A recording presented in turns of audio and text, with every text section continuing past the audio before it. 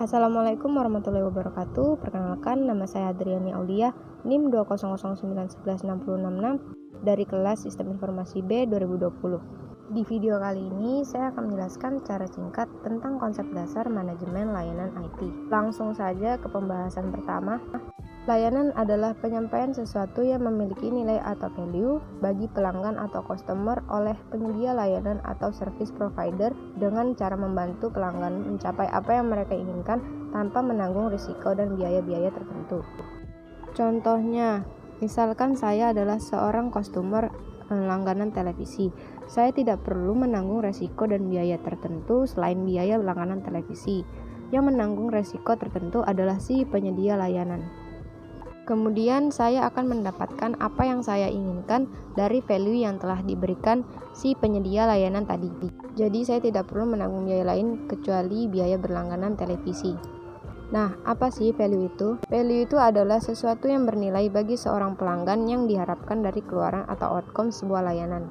Kemudian layanan teknologi informasi adalah layanan yang disediakan oleh penyedia layanan IT yang dibentuk dari kombinasi kumpulan teknologi informasi, orang, dan proses. Selanjutnya layanan teknologi informasi yang dibagi menjadi 3 kriteria. Kriteria yang pertama adalah berdasarkan hubungan antara penyedia layanan. Layanan TI yang pertama ialah layanan internal, yaitu layanan TI yang disampaikan kepada unit-unit dalam organisasi yang sama dengan penyedia layanan. Yang kedua ada layanan eksternal, yaitu layanan TI yang disampaikan kepada pelanggan di luar organisasi penyedia layanan. Umumnya merupakan layanan komersil atau berbayar. Pengelompokan layanan berikutnya yaitu berdasarkan interaksi layanan.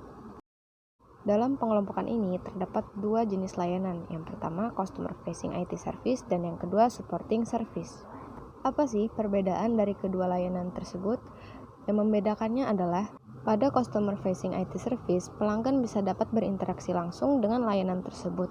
Contohnya ada layanan website jual beli, mesin dan software ATM, aplikasi laporan penjualan, dan sistem ERP yang dapat langsung berinteraksi dengan pengguna.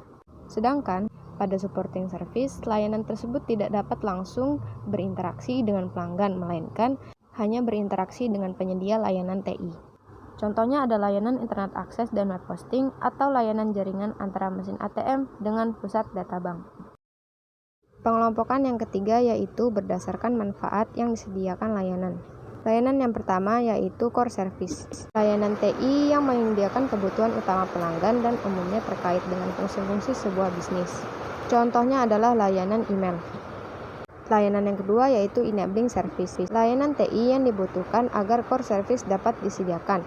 Enabling service juga dapat diartikan sebagai supporting service atau layanan pendukung. Contohnya adalah layanan penyedia infrastruktur TI dan layanan jaringan internet yang dibutuhkan layanan email sebagai core service. Kemudian yang ketiga ada enhancing service, yaitu layanan TI yang memberikan nilai tambah atau peningkatan bagi core service.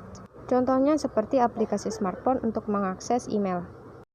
Selanjutnya ada manajemen layanan. Manajemen layanan adalah sekumpulan kemampuan organisasi atau organizational capabilities khusus untuk menyampaikan value bagi pelanggan dalam wujud layanan. Manajemen layanan TI adalah implementasi dari manajemen layanan TI yang berkualitas dan memenuhi kebutuhan bisnis. Lalu, apa yang harus dilakukan penyedia layanan agar memberikan layanan TI yang berkualitas yang memenuhi kebutuhan berbisnis?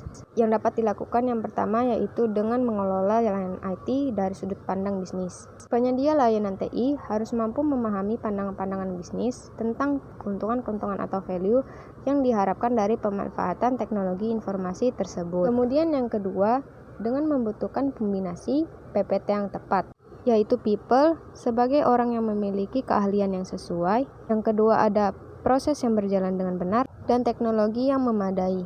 Yang ketiga dengan menjaga hubungan antara penyedia layanan TI dengan pelanggan dengan terus memastikan layanan TI yang disediakan itu memenuhi kebutuhan pelanggan pada tingkat kualitas yang diharapkan sesuai dengan SLA atau perjanjian yang telah dibuat di awal dan tingkat biaya yang dapat diterima pelanggan. Itu dia penjelasan singkat dari saya tentang konsep dasar manajemen layanan TI. Jika ada salah kata dalam penyampaian materi, saya mohon maaf. Terima kasih. Wassalamualaikum warahmatullahi wabarakatuh.